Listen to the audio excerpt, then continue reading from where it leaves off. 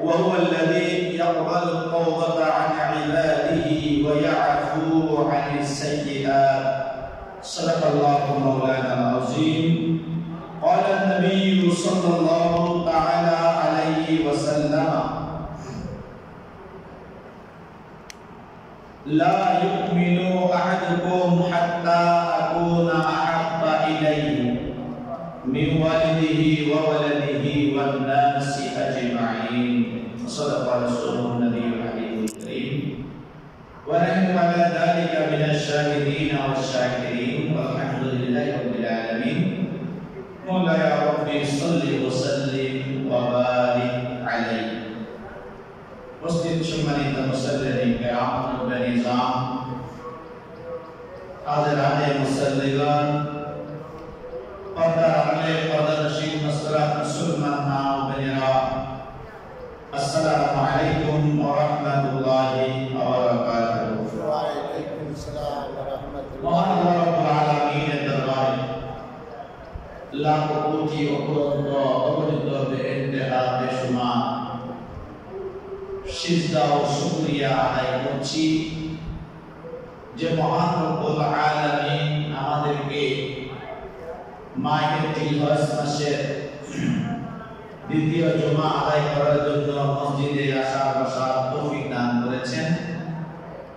সেই মহান মনিবের দরবারে লাখ কোটি শুকরিয়া আদায় করছি। সকলের উচ্চ আওয়াজে বলি আলহামদুলিল্লাহ, আলহামদুলিল্লাহ।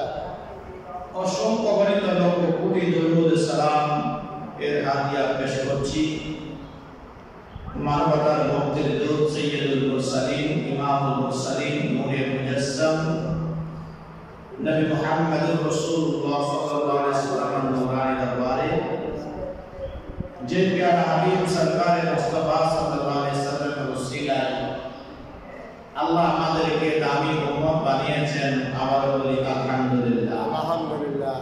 প্যারা হাজিরিন, মাহে জিলহজ দ্বিতীয় জুমা কুরবানি আমরা আদায় করেছি। কুরবানি আমাদের থেকে বিদায় নিয়েছে। আল্লাহ রাব্বুল আলামিন মুমিনদের অন্তরকে পরীক্ষা করেন নামাজের মাধ্যমে, সবরের মাধ্যমে, অর্থত্যাগের মাধ্যমে, নিজের সর্বস্ব ত্যাগের মাধ্যমে মহান রব্বুল আলামিন যারা মুমিন বান্দা তাদেরকে আল্লাহ পরীক্ষা করেন। বরকত বলেন সুবহানাল্লাহ। হযরত সাইয়েদনা ইব্রাহিম খলিলুল্লাহ আলাইহিস সালাতু ওয়াস সালাম কে মহান রব্বুল আলামিন নিজের কলিজার টুকরা সন্তান দিয়ে পরীক্ষা করেছেন। তিনি পরীক্ষায় পাশ করেছেন। আল্লাহর প্যারা হাবিব সাল্লাল্লাহু আলাইহি ওয়াসাল্লাম কে আল্লাহ জিবরাইলের মাধ্যমে খবর পাঠিয়ে নিজের কলিজার টুকরা নাতি শাহাদাত দিয়ে পরীক্ষা করেছেন। বরকত বলেন সুবহানাল্লাহ। প্রত্যেকটা নবী আপন আপন পরীক্ষার মধ্যে তারা কি করেছেন? পাস করেছেন। কারণ প্রত্যেকটা নবী মাসুম ছিলেন। বরকত বলেন সুবহানাল্লাহ। তাদেরকে শয়তানের দূরের কথা, তাদের কাছেও আসার কোনো সুযোগ আল্লাহ রাখে নাই। বরকত বলেন সুবহানাল্লাহ। হযরত ইব্রাহিম আলাইহিস সালামকে আল্লাহ প্রথম পরীক্ষা করলেন কওমের ভিতর ফেলে। তিনি আগুনে পড়ে যাচ্ছেন। হযরত জিবরিল আমিন আলাইহিস সালাম আসলেন, বললেন, হুজুর আপনি তো আগুনের ভিতর পড়ে যাচ্ছেন, আমি কি আগুনটা ঠান্ডা করে দিব, নিভাই দিব? তিনি বললেন, না, তুমি আগুন নিভানো কে? আমি এই আগুনে পড়তেছি, এটা কার জন্য করতেছি? আল্লাহর জন্য। আল্লাহর জন্য যদি আমি আগুনে পড়ি, আল্লাহ আমার জন্য আগুনকে ঠান্ডা করে দিবেন। সুবহানাল্লাহ। কত একদিন আল্লাহর উপর বিশ্বাস, কত শক্ত ঈমান। আল্লাহ বলছেন জিবরাইল দেখো তোমার অনুরোধ রাখে নাই, আমাকে ভয় করে আমার মহব্বত অন্তরে নিয়ে আমার উপর একদিন বিশ্বাস রেখে আমার নবী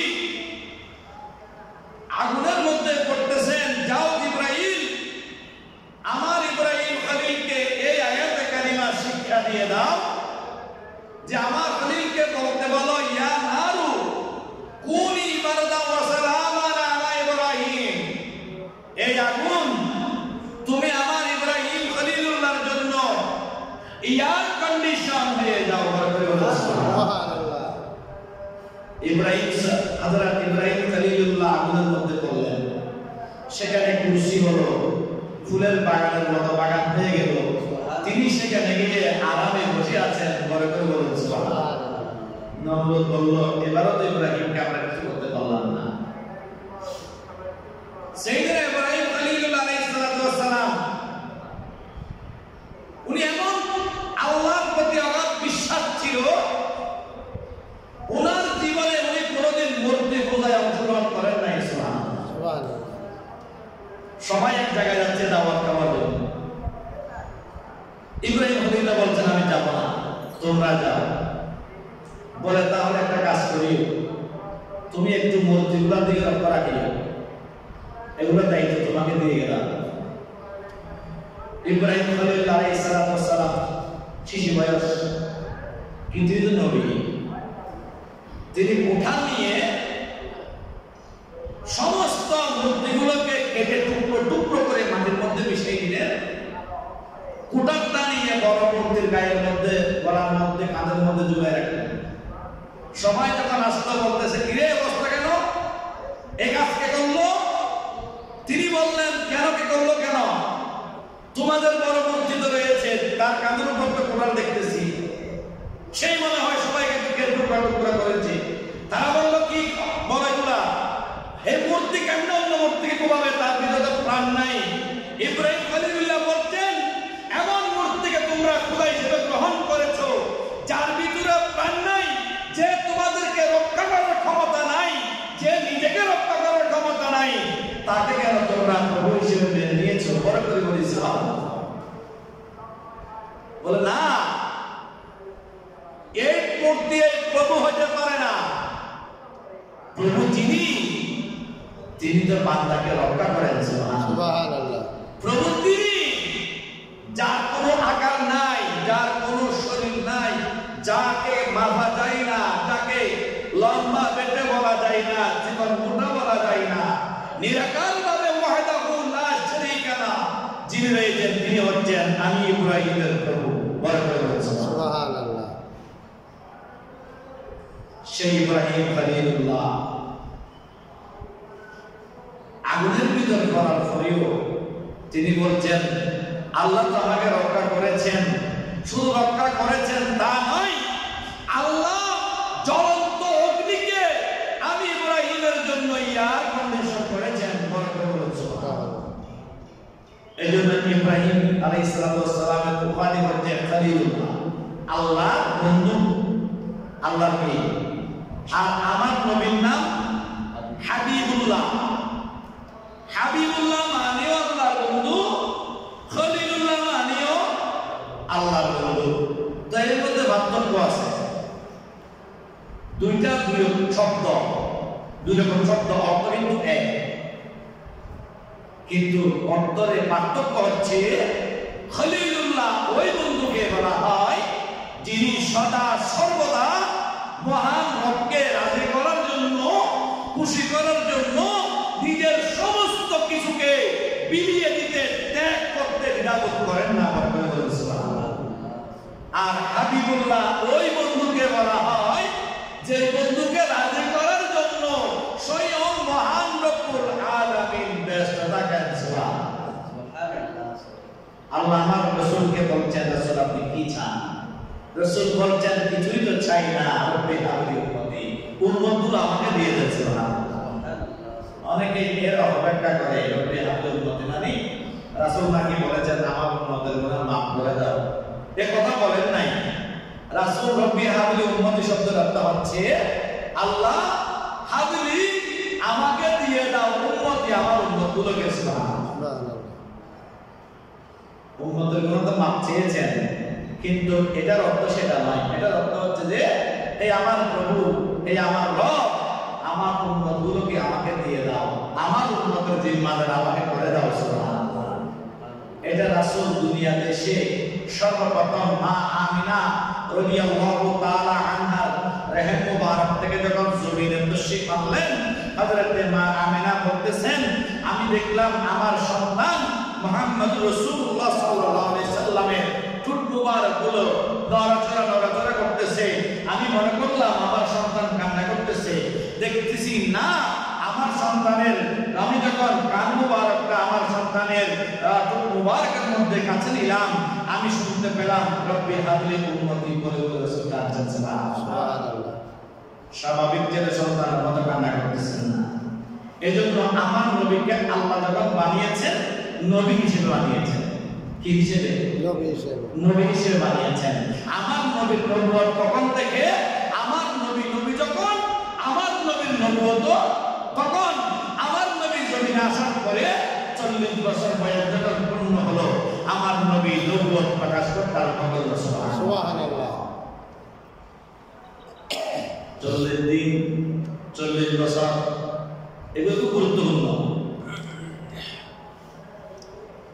এই কুরবানিটা সাইয়েদনা ইব্রাহিম খলিলুল্লাহ আলাইহিস সালামের সুন্নাত। তিনি আল্লাহর আদেশে কুরবানি দিয়েছেন। আমার নবীও জমিনে এসে আল্লাহর আদেশে কুরবানি করেছেন। শুধু নিজে করেছেন, নিজের পক্ষ থেকে সেটা নয়, আমার নবী উম্মতের পক্ষ থেকে কুরবানি করতেন। সুবহানাল্লাহ। এজন্য যারা মুমিন উম্মত, যারা মুত্তাকি উম্মত, আশিকা রাসূল, তারা কখনো একটা গরুকে নিয়ে 7 ভাগ করে না, তারা 6 ভাগ করে। 1 ভাগ রাসূলের নামে তারা রেখে দিয়েছিল। সুবহানাল্লাহ। এটা হচ্ছে ভালোবাসা, এটা হচ্ছে মহব্বত, এটা হচ্ছে নবীর প্রতি প্রেম, আন্তরিকতা। বড় করে বলেন সুবহানাল্লাহ। আপনারা কুরবানি করেছেন, আমরাও কুরবানি করলাম। কুরবানি আমাদের কি শিক্ষা দিয়েছে? কুরবানি আমাদেরকে এই শিক্ষা দিয়ে গেল, সম্পদ এটা নিজের নয়, টাকা পয়সা এটা নিজের নয়। এই সম্পদ, টাকা পয়সা, এই রোজগার, এই ইনকাম, এটা হচ্ছে কিসের জন্য? আল্লাহ রাস্তায় বিলি করার জন্য। সুবহানাল্লাহ। নিজের ইনকাম করলাম, নিজে খাইলাম, সেটার মধ্যে শান্তি নেই। আল্লাহ বলেছেন, কেমনে তুমি নিজের ইনকাম নিজে করে নিজে খাইবা, সেটা তো ঠিক নয়। উম্মত আমার বান্দা, তুমি ইনকাম করে আমার রাস্তায়ও কিছু তুমি কি করো? ব্যবসা বাণিজ্য করো। আল্লাহ রাস্তায় ব্যবসা কি? আল্লাহ রাস্তায় ব্যবসা হচ্ছে যে তুমি যাকাত পরিপূর্ণ আদায় করো, তুমি কুরবানি পরিপূর্ণ দাও, সাদকা পরিপূর্ণ দাও, নামাজ পরিপূর্ণ করো, হজ পরিপূর্ণ করো, তুমি তোমার ওয়াদা তুমি পূরণ করো। কেন না? সেটা হচ্ছে যে তোমার জন্য কি লাভজনক ব্যবসা। বড় করে বলেছে। তো এই ব্যবসা আপনি কখন করতে পারবেন? যখন ফাইন্নাত তাকওয়া আরবাহুল বিদাত, যখন তুমি তাকওয়া অর্জন করতে পারবে, আল্লাহ বিরুদ্ধ অর্জন করতে পারবে, আল্লাহর প্রেম, ভালোবাসা, ভয় যখন তুমি অন্তরে ঢুকাইতে পারবে, তখন তোমার ওই ভয়টা হচ্ছে, ওই তাকওয়া হচ্ছে একমাত্র লাভজনক পুঁজি। বড় করে বলেছে। দুনিয়ার পুঁজি দেখতো না, দুনিয়ার টিয়া বসে বেশি দিন লাস্টিং করতো না, দুনিয়া টিয়া বসে বেশি দিন লাস্টিং করতো না, সাময়িক থাকবে। আমরা যে আমি কোটিপতি, জমিদার, পয়সাওয়ালা দিই, একটা যদি আল্লাহ ফুরা দেয়, শরীরের মধ্যে একটা যদি ফুরা দেয়, ওই ফুরার চিকিৎসা করার ক্ষমতা আমাদের কারো একটা ফোঁড়া দিয়ে আল্লাহ বলে, একটা ফোঁড়া দিয়ে তুমি চলে আসো, আর কিছু লাগবে না। টাস করে স্ট্রোক করে আল্লাহ বলছে, তোমার হার্টবিট বিনামূল্যে আমি জারি দেখেছি। তুমি যদি আমি আল্লাহ হুকুম আহকাম যথাযথ বাস্তবায়ন করতে পারো, তোমার হার্টবিট ঠিক থাকবে। যখন তুমি আমি আল্লাহ নাফরমানির মধ্যে লিপ্ত হয়ে যাবে, দেখবেন তোমার হার্টবিট অটোমেটিক হয়ে যাবে, স্টপ হয়ে যাবে, বন্ধ হয়ে যাবে। এরপর